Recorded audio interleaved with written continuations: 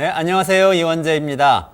깊이 있는 이야기만 하는 고품격 경제방송 이원재 끝내주는 경제 2월 1일 목요일 라이브 시작하겠습니다. 가끔요, 미국이라는 나라에 대해서 깜짝 놀랄 때가 있는데요. 제가 어제 딱 그랬습니다. 뉴스를 보니까 미국 델라웨어주 법원에서 판결을 하나 내렸는데요. 일론 머스크한테 테슬라 스톡옵션 74조 원어치를 반환하라고 내린 판결입니다. 더 놀라운 것은 이 판결이 테슬라 주식을 딱 9주 갖고 있는 소액주주가 낸 소송에서 그 소액주주 손을 들어준 그런 판결이라는 건데요. 이 보상은 2018년에 테슬라 이사회가 일론 머스크한테 지급을 결정한 그런 스톡 옵션입니다. 그런데 여기에 대해서 소송 당사자인 그 소액주주하고 합의될 때까지 무효로 해라 이런 판결이 나온 건데요.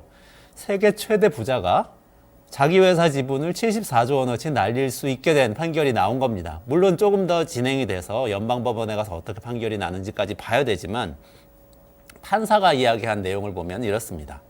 당시에 보상을 결정할 때 일론 머스크하고 밀접한 관계에 있는 사람들이 보상을 결정하는 이사회 위원회에 들어가 있었다. 그렇기 때문에 보상 승인 과정에 결함이 있었다. 이렇게 이야기하면서 판결을 내렸습니다. 일론 머스크는 여러분 아시다시피 세계 최대 부자입니다. 순자산이 270조 원 넘는데요. 사실 이번 판결로 70조 원 넘게 자산이 빠지면은 세계 부자 순위에서도 4위로 밀려날 수 있다 이런 얘기도 나옵니다.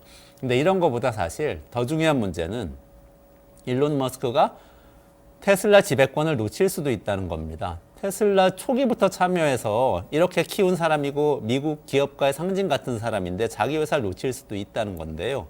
일론 머스크가 얼마 전에 트위터를 인수했잖아요. 그때 58조 원이 들었는데 그거 마련하려고 테슬라 주식을 많이 팔았고 그래서 지분이 13% 정도밖에 안 남아 있는데 이 스톡 옵션 받으면 한 20%쯤 되니까 그 정도로 지배할 수 있겠다 이러고 있었는데 그게 없어지게 된 거죠.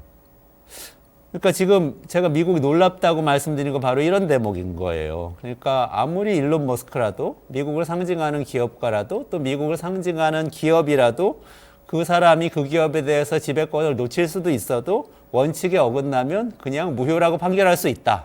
이게 놀라운 거죠.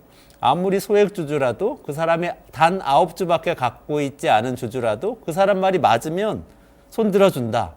이게 이 미국 델라웨어주 법원에서 한 거죠. 이사회가 독립적으로 경영자의 보수를 결정해야지 경영자가 자기가 받을 돈 자기가 결정하면 안 된다. 이런 어떻게 보면 굉장히 상식적인 원칙 확인을 한 겁니다. 근데 세계 최대 부자든 미국을 상징하는 기업이든 간에 가리지 않고 그냥 원칙을 확인을 하는 판결을 내렸다는 점에서 그래도 미국이 놀랍다 이런 말씀 드리는 겁니다. 우리나라 법원, 또 우리나라 국회, 또 우리나라 행정부 이렇게 원칙대로 판결하고 법 만들고 또 집행하는지 굉장히 궁금합니다. 아닌 경우가 많은 것 같거든요. 한국의 최고 부자, 삼성의 이재용 회장 이런 분하고 삼성의 소액주주하고 어떤 원칙을 가지고 소송이 붙으면 그 판결을 정말 원칙만 가지고 내릴 수 있을까요?